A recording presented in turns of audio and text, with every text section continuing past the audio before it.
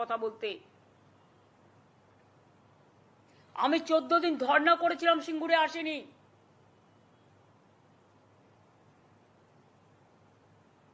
কিন্তু আমরা প্রথম দিন থেকেই চেষ্টা করে যাচ্ছি। We tried our best. এরপরে আশা করি জনগণ আমাকে ক্ষমা করবেন আমার এই কটি কথা বলার জন্য। আমাদের নামে আমাকে অনেক অসম্মান করা হয়েছে। আমাদের সরকারকে, মামাটি মানুষের সরকারকে অনেক অসম্মান করা হয়েছে, অনেক অপমান করা হয়েছে। সোশ্যাল নেটওয়ার্কে অনেক ভুল বোঝাবুঝি হয়েছে, অনেক কুৎসা অপপ্রচার হয়েছে, যারা সাধারণ মানুষ জানতেন না যে এর মধ্যে একটা কালার আছে।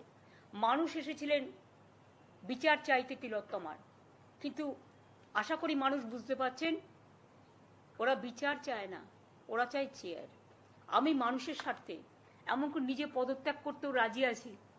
আমার মুখ্যমন্ত্রীর পদ চাই না, কিন্তু আমি চাই মানুষ বিচার পাক, তিলোত্তমা বিচার পাক, আর সাধারণ মানুষ চিকিৎসা পাক। আর তা না হলে কিন্তু আপনাদেরও যেমন আন্দোলন আছে, পরিবারগুলো যদি আমাদের কাছে কৈফিয়ত চাই, আমাদেরও তো কৈফিয়ত দিতে হবে। আমরা তার জন্য তৈরি থাকবো। অনেক অনেক ধন্যবাদ। নমস্কার।